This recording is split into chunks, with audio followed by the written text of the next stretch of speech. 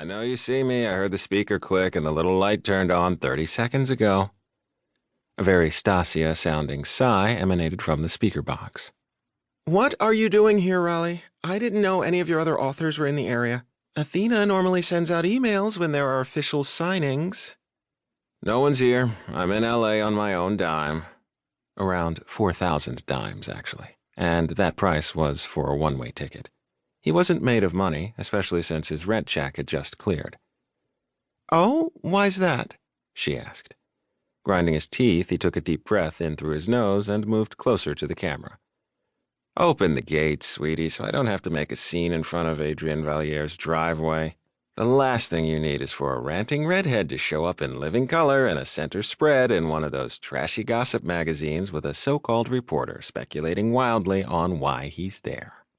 And for that ranting redhead to be identified as one of the McKean spawn. Oh, so you do understand how this shit works then. I'm going to pretend that sarcasm wasn't for me and that you're just cranky because you haven't eaten. You know I'm right, Stasia. The paparazzi loved Adrienne Valliere. They'd been swarming him since the earliest peeps had gotten out about his involvement in the adaptation. He was a genuinely nice guy, and people were fascinated by him because he'd been on the covers of so many of Stasia's books. They were finally getting a chance to see him move and talk. But the problem with that was that he had an extraordinarily private wife who was just trying her hardest not to get entangled in his fame. That was why they'd moved to the gated property in the first place. People had been starting to stalk that poor woman, and unlike Stasia, she didn't have the heart to shame them into knocking it off. There was a buzz, and the pedestrian gate gave an inward lurch. Raleigh scurried through and hit the button to reverse the swing in case there were any cameras following him.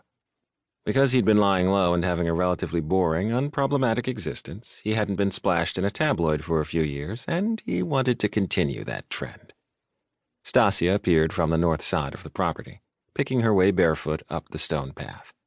Her unbound, wiry hair was more nest than style, and her eyes were covered with dark shades. "Late night?" he quipped. She cleared her throat and canted her head in the direction she'd come from.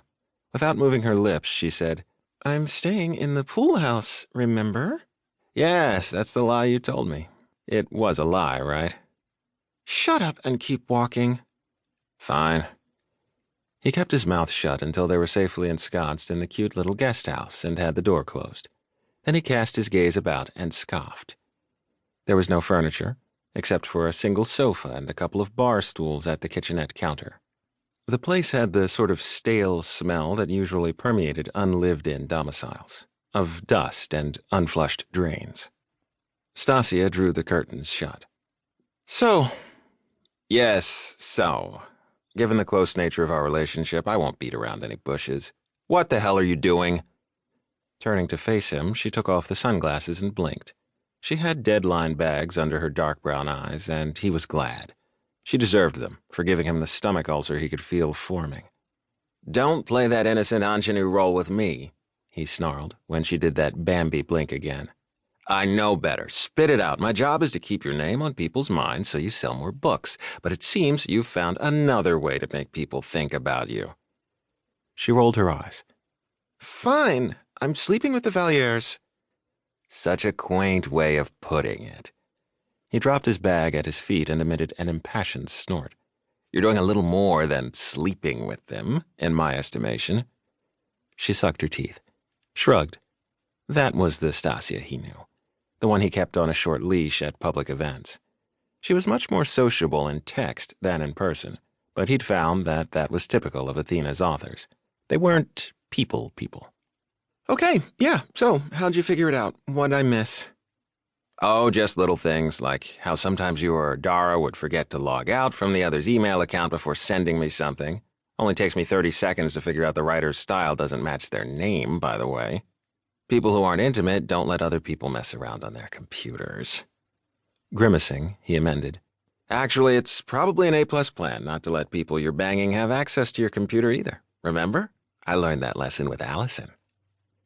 Allison had been the closing bookend in Raleigh's long period of serial monogamy. She'd been the complete package, gorgeous, intelligent, and socially conscious. She'd also been a political operative who thought he